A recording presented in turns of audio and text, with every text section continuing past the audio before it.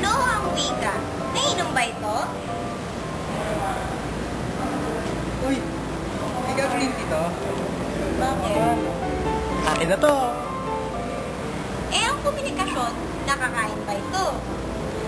Oo, kinakain yan. Ganon. Ang wika at komunikasyon ay hindi naiinom at hindi rin nakakain. Ang wika ay mga tunog na ginagamit sa pakipagtalastasan. Samantalang ang komunikasyon naman ay pagbibigay ng mga ideya sa paraang pasalita o pasulat. Sa pagbibigay lamang ng ibig sabihin ng dalawang ito ay makikita na natin ang kanilang relasyon na ang wika ay ginagamit sa pakipagkomunikasyon. Dahil na talakay na rin natin ang wika at komunikasyon, atin namang pag-usapan ang wikang Pilipino. Dahil ito ang ating wikang pambansa. Sina Cresta, Ken at James ay nagtanong-tanong sa iba't ibang uri ng tao upang makuha ang kanilang mga kaalaman ukol sa ating wikang pambansa. Thank you.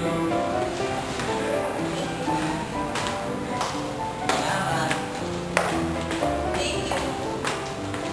Bakit mahalaga kung pag-aralan natin ang wikang Pilipino? Nandito po tayo ngayon sa Operator's Booth para makapanayam si Mr. Noel Villegas. Hi, hello. Okay. Para po sa inyo, bakit mahalaga mapag-aralan natin ang ating wikang Pilipino? Malaking mahalagang dahil tayo mga Pilipino. Yes. Kahit anong mga lungwahin natin, ay Pilipino pa rin tayo. Kaya mahalaga natin. Bakit mahalaga pag-aralan natin ang wikang Pilipino? Siyempre kasi yun yung kinagisnan nating wika.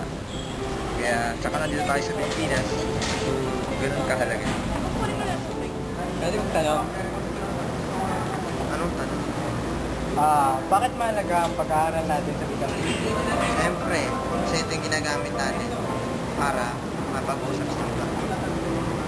Paano mo pinahalagahan ang ating sariling wika? Ang ating sariling wika? Ay, sa pamamagitan ng pag-uusap ng ibang-ibang mga tao na mga Pilipino din, sariling wika. Siyempre sa pagpapractice ito sa paggamit. Kahit na inaano yung English campaign, pero may lugar naman na pwede tayong practice pa natin. Kasi pag di natin pinapractice, makakalimutan natin yun, makakalimutan natin. Pero ginagalang pa rin natin yung English speaking area. Paano mo mapapalaga ng sarili nating wika? Hindi mapapalagahan. Siyempre, lagi natin itong gagamitin. Huwag natin hayaang ibang wika ng iba na matapunan yung wika natin. Paano natin mapapagyaman ang ating wika? Pinagyayaman natin ang sariling wika natin sa pamamagitan ng pag-uusap natin, sa paggawa natin, at huwag natin kalimutan ang mga gawain natin, mga minuto. Maraming salamat po sa Wala ka inyo. naman. Maraming salamat. Sa paggamit, saka sa pagturo sa mga kung magsalita tayo ng wikang Tagalog, Tagalog lang talaga. Huwag natin pagaluin, huwag Taglish. English, English lang, Tagalog. Turo natin sa mga future na anak or mga kabataan na ito pa rin yung wika natin. Tapos nasa Pilipinas kayo, so you have to speak in Tagalog. Paano yan, sir? This is an English-speaking campus. Yun na nga nire-respeto natin yun. Pero, siyempre, deep inside, sa atin pa rin yung wika. Huwag natin kalimutan. May mga lugar-lugar na may. So, dito sa school, English tayo.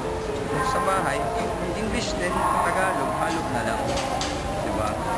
Kasi kung hindi mo gagamitin at practicein, makakalimutan na natin.